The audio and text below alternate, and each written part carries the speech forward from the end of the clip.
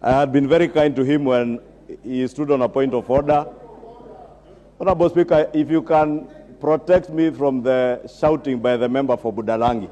And I know it's raining, but he must know from the Kibaki regime, the people of Budalangi were sorted on the issue of floods. So he must stop shouting. Honorable Speaker, I was saying, when the Honorable John Mbadi stood on a point of order, I was very gracious. And when the Honorable John Mbadi must learn to listen, then respond. I was saying, when he stood on a point of order, I was gracious to sit down and allow you to prosecute your point of order and respond. But that did not allow him the leeway to impute improper motive on something that I raised as a member of parliament, Honorable Speaker. And I do not raise issues about theft. In the previous regime, as leader of majority, I raised them as a Kenyan and as a member of parliament of Kikuyu. Honorable Speaker, the fact that I have raised, and Honorable John Mbadi can confirm on the Hansard, when I said when these matters arrive before his committee, Public Accounts Committee, I am ready, I am willing and available to adduce evidence of those people who are cutting out money from government coffers to Malaysia, onward to the Cayman Islands. And that is why I'm challenging the Honorable John Mbadi. Don't get jittery. Don't get jittery that people are speaking out. And we will continue to speak out, Madam Speaker, and I want you, Honorable Speaker, that you rule the member for the Honorable John Mbadi out of order for imputing improper motive on my person, saying that unless I was cutting this money away with the people that I know about, this is how you intimidate witnesses, not to adduce evidence before committees. But I will be the last person to intimidate. Whether it is who John Mbadi, I will appear before your committee and I will adduce evidence. Therefore, Honorable Speaker, you must protect me, Honorable Speaker, from this imputing of improper motive recklessly, just to speak to the gallery again. And you remember the issue I had raised was speaking to the gallery, and he is doing the same now again.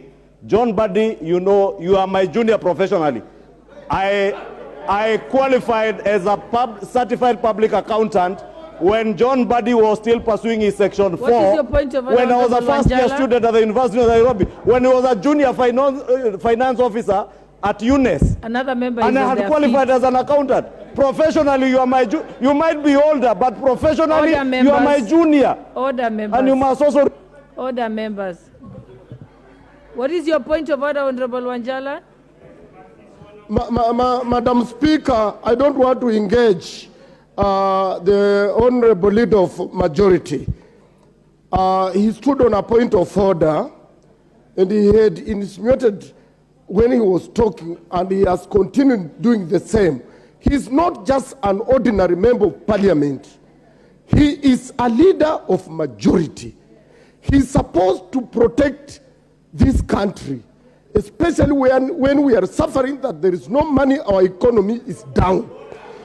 Madam Speaker, my point of order is this. Can he name the people who have stolen our money, that have made us to run into these problems on the floor of this house? Because he's a leader of majority. He's not just an ordinary member of parliament.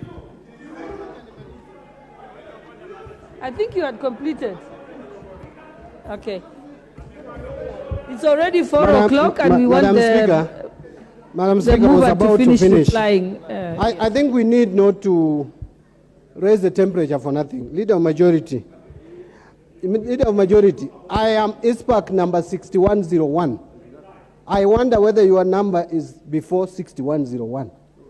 And you have never mentioned your number in this house. So please stop lying to Kenyans that you are my senior. You cannot be my senior in accounting profession. Honorable Mbadi, just finish moving. Madam Speaker, the leader of majority should now appreciate that is the leader of majority. They are in government. If there are people who are carrying our money, please arrest them.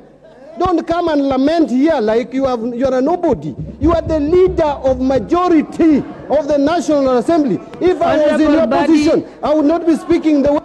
Honorable Badi, finish moving your motion. Thank you. I reply. I beg to reply, Madam Speaker. Honorable members, I now put the question